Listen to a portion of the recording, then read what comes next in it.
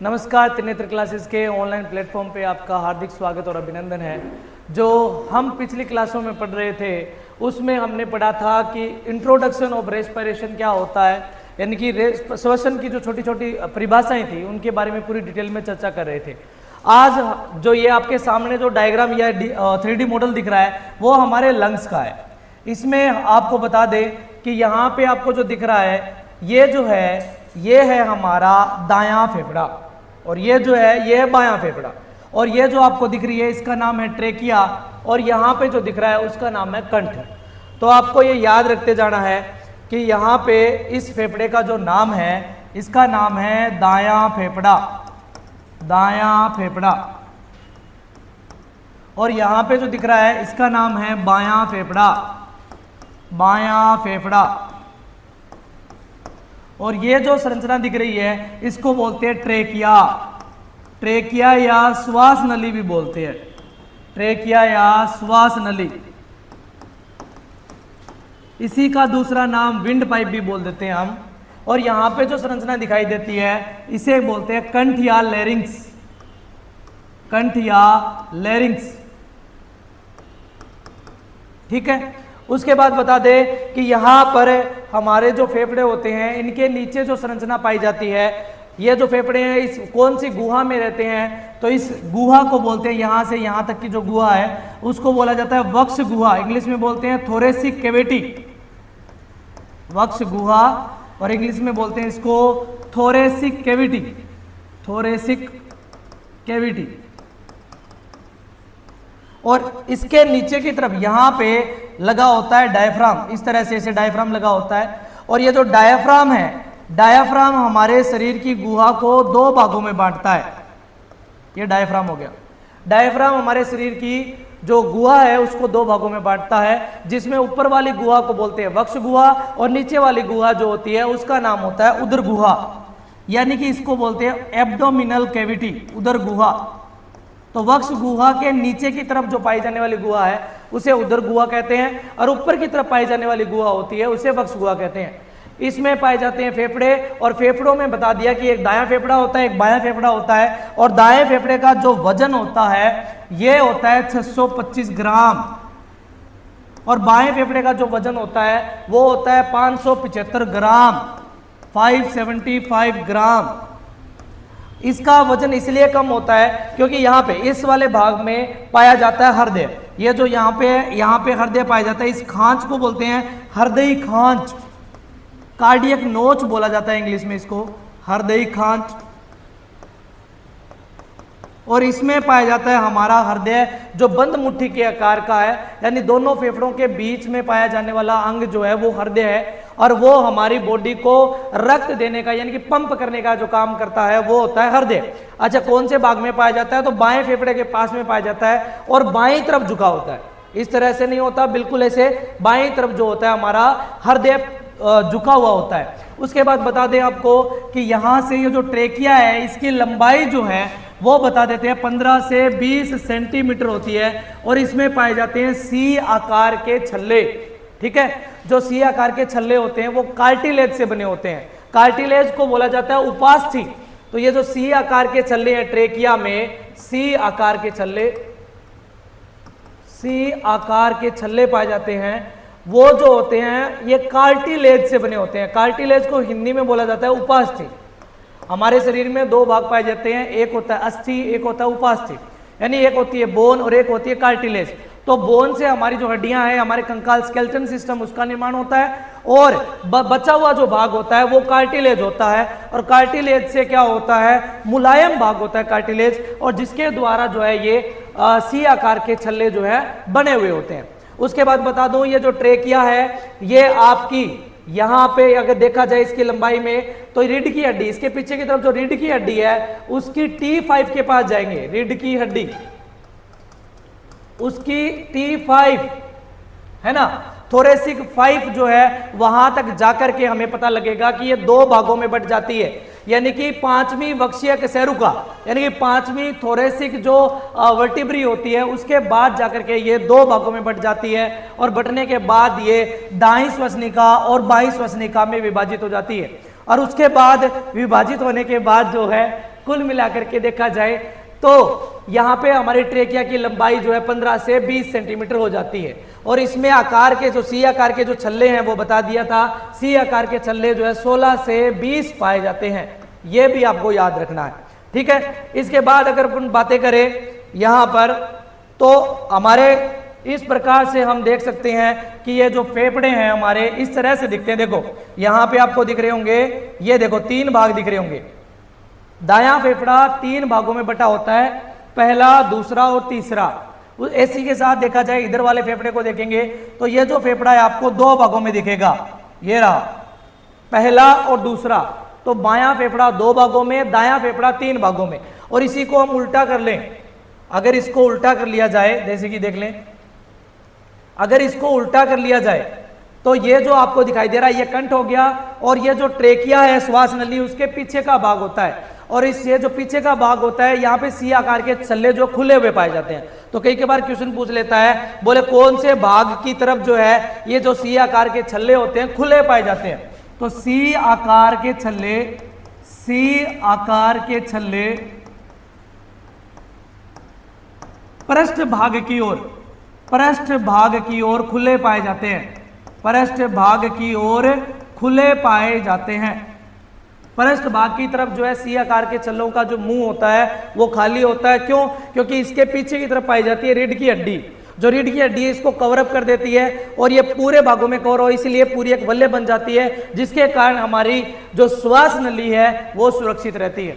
उसके बाद देखा जाए तो यहां से यहां तक ये जो पूछ लेगा, बोले कौन सी वक्सीय कशेरुका, तो याद रखना 5वीं वक्सीय कशेरुका। और ये क्वेश्चन आया हुआ है आपके, 5वीं वक्सीय कशेरुका, कशेरुका 5वीं वक्सीय कशेरुका तक जाने के बाद हमारी जो ट्रेकिया श्वास नली होती है वो 2 भागों में बट जाती है, जिसके कारण ये दायां और बाएं में 2 भागों में विभाजित हो जाती है। उसके बाद देखा जाए तो ये जो श्वास नली है अंतिम रूप से जो खुलती है उसे कहा जाता है, इसमें पाई जाने वाली संरचना को उसे कहा जाता है कूपिका। कूपिका फेफड़ों की संरचनात्मक और क्रियात्मक इकाई होती है। Structural and functional unit of the lungs is alveoli, alveoli या कुपिका कहते हैं इसको। इसकी संख्या जो होती है नियर अबाउट आप मान सकते हो 300 मिलियन होती है, 300 मिलियन, और जिनका एक ही काम है ऑक्सीजन को भरना और CO2 का आदान प्रदान करना। और ये किसके साथ जुड़ी हुई होती है? कुपिका के बारे में हम आगे पूरे डिटेल में चर्चा करेंगे, ठीक है। तो ये जो है हमारा कुल मिलाकर के लंग्स दिखते कैसे हैं ये बता रहा हूं मैं, ठीक है। अब आपको बता दें कि इसके नीचे जो डायाफ्राम पाया जाता है वो किस तरह से काम करता है उसके बारे में हम जानते हैं। चलो अब देखिए, हमारे जो डायाफ्राम है इस तरह से मान लो एक शरीर है हमारा,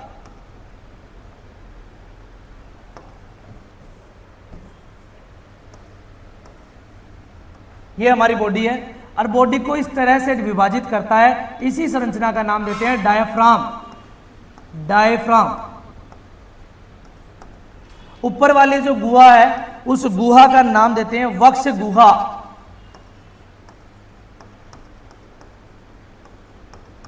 और नीचे वाली को बोला जाता है उदर गुहा।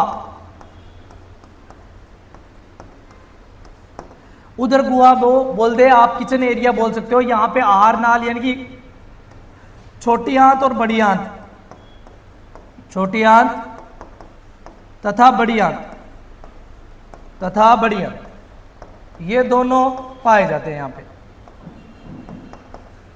और वक्ष गुहा में पाए जाते हैं लंग्स या फेफड़े।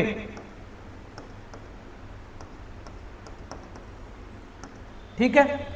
उसके बाद ये जो डायाफ्राम है ये बीच में होता है, यानी कि वक्ष गुहा और उदर गुहा को दोनों को विभाजित करने का बीच में जो पाई जाने वाली पर्देनुमा संरचना होती है उसे हम डायाफ्राम कहते हैं। और डायाफ्राम जो होता है वो अनैच्छिक पेशियों से बना होता है, इनवॉलेंट्री मसल्स। अनैच्छिक पेशियां, अनैच्छिक पेशियां कौन सी होती है? जिनका नियंत्रण हमारे मस्तिष्क द्वारा सीधे नहीं किया जा सकता, उसे हम कहते हैं अनैच्छिक पेशियां। तो अनैच्छिक पेशियों के द्वारा जो है हमारे डायाफ्राम का, अनैच्छिक पेशियों के द्वारा जो है हमारा डायाफ्राम बना हुआ होता है। ठीक है। और अनैच्छिक पेशी में कभी कभार इसका नाम पूछ लेता है, बोले कौन सी पेशी? तो याद रखना फ्रेनिक पेशी होती है, फ्रेनिक पेशी। और इसको ये भी पूछ लेता है, बोले फ्रेनिक पेशी को रक्त देने वाली धमनी का नाम क्या होता है? तो याद रखना यहाँ पे फ्रेनिक धमनी आएगी, फ्रेनिक धमनी, फ्रेनिक आर्टरी बोलते हैं इसको। ये जो फ्रेनिक धमनी होती है हमारे डायफ्राम को क्या प्रदान करती है? ब्लड सप्लाई करती है, यानी कि रक्त प्रदान करने का कार्य करती है। उसके बाद देखा जाए तो ये जो डायफ्राम है उसके अलावा भी बहुत सारे काम है इसके। एक तो ये श्वसन को नियंत्रित करने का काम करता है कि श्वसन की गति बढ़ रही है घट रही है, उसका रेगुलेशन करता है कौन? डायफ्राम। और उसके बाद बता दें आपको कि हिचकी आने का प्रोसेस, हिचकी प्रोसेस जो है, हिचकी आना वो डायफ्राम के कारण होता है। ये क्वेश्चन सीधा आ जाता है, बोले हिचकी आना किसके द्वारा होता है? तो डायफ्राम के द्वारा होता है। डायफ्राम कौन सी प्रकार की पेशी है? आपको बता दिया, अनैच्छिक पेशी है। और उस पेशी का नाम फ्रेनिक होता है, रक्त देने वाली धमनी फ्रेनिक धमनी होती है, और हिचकी आने का जो प्रोसेस होता है वो डायफ्राम के कारण होता है। उसके बाद बता दे कि ये जो डायफ्राम है कभी कभार क्या करता है, अच्छा सामान्य अवस्था में बता दें आपको कि ये जो डायफ्राम है वो डोम शेप रहता है। ये क्वेश्चन आया हुआ पहले से, डोम शेप यानी कि डूम के आकार का, यानी कि इस तरह से रहता है, गुंबद के आकार। और जैसे ही श्वसन करना होता है, अंतः श्वसन करना होता है, डायफ्राम नीचे चला जाता है, जिसके कारण आयतन बढ़ता है, और आयतन बढ़ता है तो दाब कम हो जाता है, और दाब कम होता है तो बाहर का दाब सामान्य हो गया, अंदर का दाब कम हो गया, तो हवा बाहर से अंदर की तरफ हमें मिलती है, यानी कि इसे कहते हैं अंतः श्वसन की क्रिया। और जैसे ही दाब अंदर का बढ़ जाता है, बाहर का सामान्य है ही है, जिसके कारण श्वास बाहर जाती है, उसे बाह्य श्वसन बोला जाता है। उसके बाद अगर पूछ लिया जाए कि बोले डायफ्राम कौन सी अवस्था में रहता है सामान्यतः, तो आपको बता दे डोम शेप रहता है, हिंदी में बोले तो गुंबद के आकार का रहता है, गुंबदाकार, मंदिरों के ऊपर लगा हुआ होता है जिस तरह से डोम, वैसे वैसे इसकी संरचना पाई जाती है, इसीलिए इसे बोला जाता है डोम शेप स्ट्रक्चर। ठीक है। उसके बाद अगर देखा जाए तो हम श्वसन को दो भागों में पढ़ते हैं। ये श्वसन के बारे में थोड़ी सी इंट्रोडक्शन चल रहा है अपना, पूरा इंस्पायरेशन और एक्सपायरेशन जो है नेक्स्ट वीडियो में अपन पूरा कंटिन्यू करेंगे। लेकिन इससे पहले बता दूं मैं आपको कि इंस्पायरेशन और एक्सपायरेशन होता क्या क्या है। इंस्पायरेशन और एक होता है आपका एक्सपायरेशन। हिंदी में इनके नाम याद रखना, इसको बोला जाता है अंतः श्वसन और इसको बोला जाता है बाह्य श्वसन।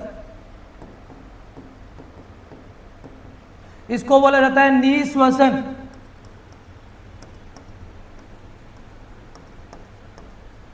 और इसको बोला जाता है उच्च श्वसन।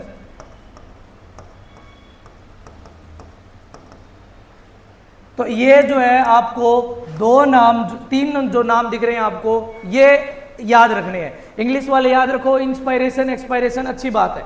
वैसे इसको एक और नाम दे देते हैं, हम बोले सांस अंदर लेना, सांस अंदर लेना, और यहां पे आता है सांस बाहर छोड़ना।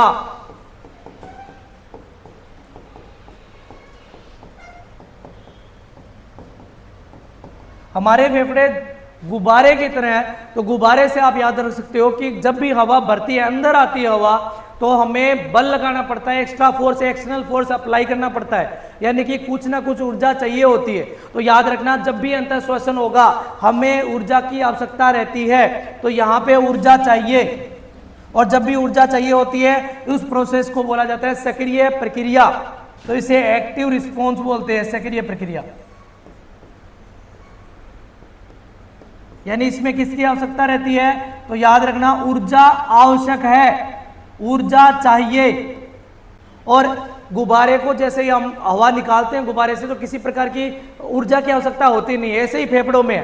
तो इसे जब भी हम हवा बाहर निकलेगी, बाह्य श्वसन होगा, उसमें ऊर्जा की कोई आवश्यकता नहीं है, तो ऊर्जा नहीं आवश्यक होती है, और इस प्रक्रिया को बोला जाता है निष्क्रिय प्रक्रिया, निष्क्रिय प्रक्रिया। और जब सांस अंदर लेते हैं इसमें कुल मिलाकर के लगता है 3 सेकंड का समय, तो यहां पे लगेगा समय 3 सेकंड का, और यहां पे जो समय लगता है वो लगता है 2 सेकंड का। इस प्रकार कुल मिलाकर जब भी एक बार श्वसन होता है सामान्यतः, है ना, बलपूर्वक की बात नहीं कर रहे इसमें, सामान्य श्वसन होता है। तो 3 और 2 दोनों को मिला देंगे तो कुल मिलाकर के 5 सेकंड का जो है समय लगता है। ठीक है, इसी प्रकार से हमारी श्वसन दर आती है कि श्वसन दर कैसे निकालते हैं, श्वसन दर ऐसे निकालते हैं। देखो श्वसन दर होता है 1 मिनट में कितनी बार सांस लेते हैं, ये होती है दर। देखो 1 मिनट में जो सेकंड होता है वो होता है 60 सेकंड। और जैसे कि मैंने कहा कि 5 सेकंड में या एक बार सांस लेने में